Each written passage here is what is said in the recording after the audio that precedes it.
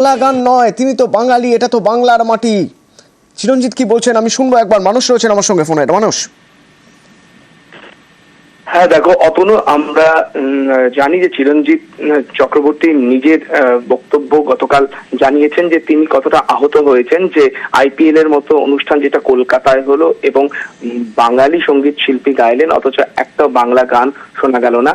এবং সোশ্যাল মিডিয়াতেও কিন্তু আমরা দেখেছি যে বিভিন্ন শিল্পী থেকে সাধারণ মানুষ তাদের নিজস্ব যে বক্তব্য, মতামত, ক্ষোভ, আক্ষেপ উগড়ে দিয়েছে। কারণ কলকাতার বুকে হলো আইপিএল এর উদ্বোধন অনুষ্ঠান, বাঙালি গায়িকা গাইলেন অথচ এক লাইনও বাংলা গান শোনা গেল না। এখানে কিন্তু একটা বাঙালি আবেগও কাজ করছে এবং অনেকেই বলছেন যে আমরা যদি বাংলাকে বা বাঙালিয়ানাকে যদি তুলে না ধরি তাহলে কোনো তৃতীয় ব্যক্তি বা কেন তুলে ধরবেন বা তারই কি দায়বর্তায়, এরকম নানা মতামত কিন্তু উঠে এসেছে। তবে পাশাপাশি অতনু এটাও জানাবো যে বেশ কিছু সিঙ্গার এবং সেলিব্রিটি তারা বলছেন যে আদৌ কি শ্রেয়ার হাতে ছিল এই গান সিলেকশন, সেটা একটা বড় প্রশ্ন।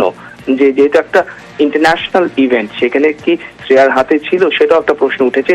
কিন্তু একটা কিন্তু খুব গুরুত্বপূর্ণ জায়গা যে যেখানে যেই স্থিতিতে হচ্ছে এবং সেখানকার চিরঞ্জিতের আক্ষেপ, তার প্রশ্ন তুলছেন, তার সেই বক্তব্য একবার শুনবো।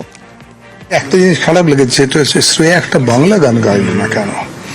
বাংলায় তো ও বাঙালি, বাংলায় এসছে, কলকাতায় এসছে, তো অনেকগুলো গিয়েছে, মেডলি করেছে, কিন্তু তার মধ্যে একটা বাংলা দেওয়া উচিত ছিল মনে হচ্ছে, আমার মনে ফিল করেছে একটা বাংলা গান গাওয়া উচিত ছিল মনে হয়েছে। চিরঞ্জিতের আক্ষেপ প্রকাশ করছেন রাঘব চট্টোপাধ্যায়, রয়েছেন সঙ্গীত শিল্পী আমার সঙ্গে। রাঘব দা, আপনার কি মত? দেখুন, আমি দুটো জিনিস আপনার বলতে চাই, যেটা অ্যাজ অ্যান আর্টিস্ট, এবং আমি যেহেতু কলকাতা তথা ভারত বা অন্যান্য বহু দেশে গানের অনুষ্ঠান করি, সেহেতু আমি একটা জিনিস বলবো যে ডেফিনেটলি ওর একটা বাংলা গান গাওয়া উচিত ছিল। তার কারণ এটা ও নিজে একজন বাঙালি এবং কেকেআর খেলাটা কলকাতায় হচ্ছে, এটা একটা জাস্টিফাইড রিজন।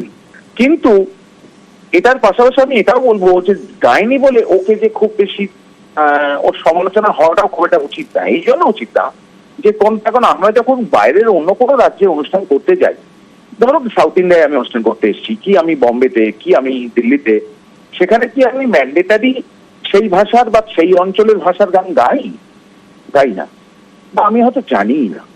কিন্তু ডেফিনেটলি যে বাঙালি হয়ে বা কলকাতায় বসে একটা বাংলা গান গাইলে সেটা সবার একটু বেশি আনন্দ হতো, ব্যাপারটা আরো বেশি মনোগ্রাহী হতো।